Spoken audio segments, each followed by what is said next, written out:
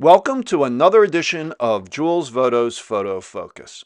In this video, I'm going to be talking about the Helios 44M 58mm 2.0 manual focus lens in M42 screw mount. I use this lens on my Nikon Z8 with an adapter, and this lens will work on most any mirrorless camera with the proper adapter. This is a Russian-made lens. It is a copy of the old Zeiss Biotar lens, and you can see it here on the Z8. It has a 8-bladed diaphragm. It will focus down to 0.55 meters or 1.9 feet. It is, to the best of my knowledge, all metal construction, six elements in 4 groups, and it takes 52mm filters. It has f-stops from 2.0 to 16 in half-click stops. It is only marked in meters. Okay, it is not marked in feet. It has a depth of field scale. Here you can see it on the Fotasy M42 to Nikon Z adapter, but like I said, there are adapters available for probably all mirrorless cameras. I paid $54 for this lens several years ago. Took a quick look on eBay. I still see them for $50, under $50, all the way up to $200. Now, when using this on a Nikon mirrorless camera, in order for the IBIS to work, the in-body image stabilization, you need to set non-CPU lens data, and which I did, and you set in the focal length and the maximum aperture of the lens. Now, I took this lens out with me, mounted on my Z8, in a walk around Biloxi, Mississippi. Now, this lens has a reputation for what they call swirly bokeh or bokeh. Now, I'm not sure of the correct pronunciation. I hear some people say bokeh, some people say bokeh, but I'm just going to call it bokeh because that's what I have been doing more recently. And so it has this reputation for swirly bokeh, where the out of focus areas kind of have a swirl to them. Now, this is supposed to really be seen when you are at maximum aperture in certain conditions. And I did shoot some at maximum aperture, probably should have shot more to try to get that effect, but I never got that effect.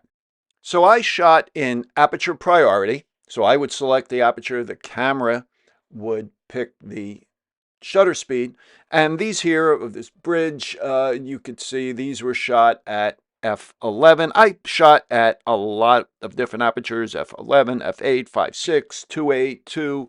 I really wanted to really put the lens through its paces. I think it worked out really well. The images are sharp. This image here was shot at f8, and at a great distance, focused at infinity, and everything appears sharp. I don't see distortion with this lens. I kind of like the 58mm focal length. It gives you a little tighter image than you would get with a 50 without having to move in a little bit closer. You see here the footprints in the sand look sharp. The focus on this, the focus ring, is a little on the stiff side. I would say it's not as smooth as a Pentax Takumar lens. And this image here of Fred Hayes, it's a statue of Fred Hayes, who is an astronaut on Apollo 13, who is from Biloxi, Mississippi. These were shot at 5.6. And here's one at wide open from across the street of the lighthouse. And here's another at f2. They're sharp at that distance, and I see none of that effect. Now, here is one at 2.8.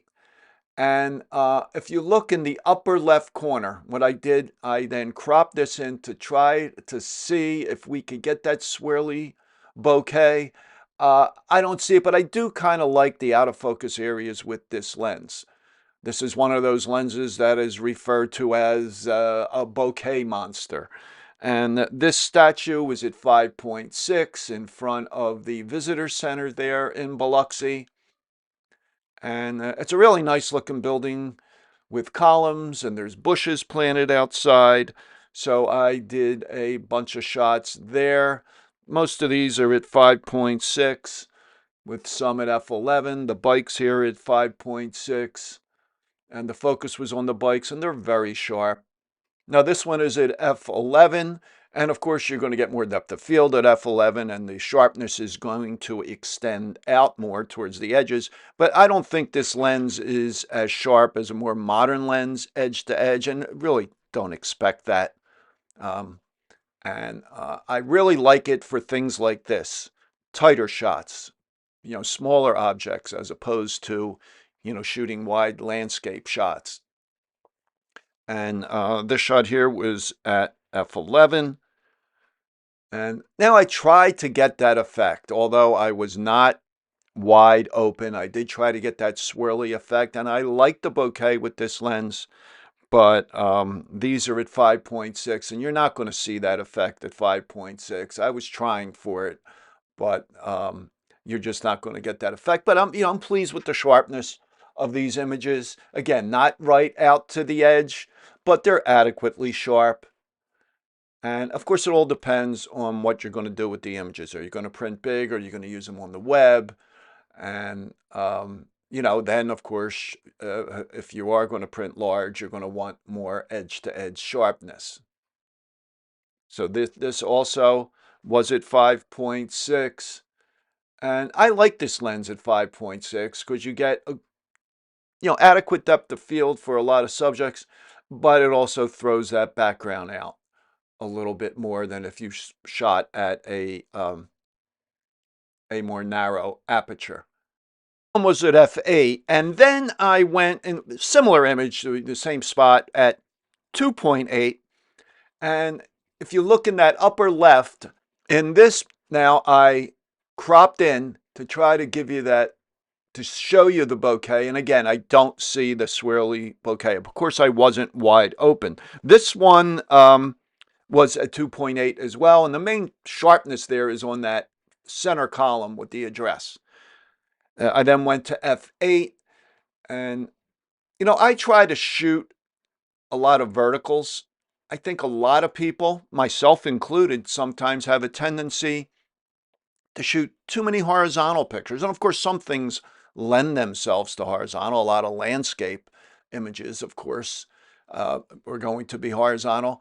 But I tried to do a good bit of verticals, and I think that goes back to my days working for a newspaper where they needed, various vertical and horizontal shots for layout purposes.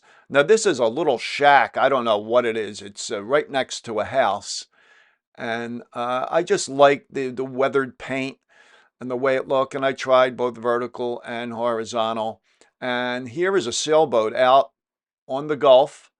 I shot this from the visitor center, which is right across from the lighthouse, and you could see that statue in the background of the astronaut. So here we are back to the visitor center, and as I said, it's a nice looking building. I didn't go inside. I probably should have.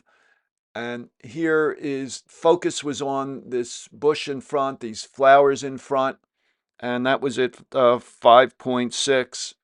This is another at 5.6, and my focus was on that center section of this bush. I don't know what this is, but I thought it looked nice. And here's the side of the building at f11.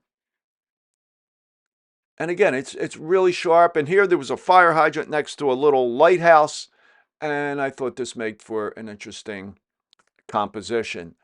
And here's another house a little bit down the street from the visitor center. So I think overall I'm really happy with this lens. I'm disappointed that I couldn't get that bokeh effect. Now I tried it here, but I should have been shooting wide open. So these are at f8. These first two are at f8. The focus is on these flowers. And I love the out of focus area in the background. I think it, looks really nice. I then went to 5.6, and on the next one here, I cropped it in to show you the bokeh. And I think the bokeh with this lens, even at 5.6, even stopped down a little bit, is really nice. It really is nice and smooth, and it's it's out of focus, what you want in a situation like that. So I think this is a nice little lens, fairly inexpensive. I really like trying out various lenses, and that's one of the great things with a mirrorless camera, that you can do that fairly inexpensively. You could pick up a lot of these manual focus lenses, and they give you a different look, more character, I think, than the more modern lenses.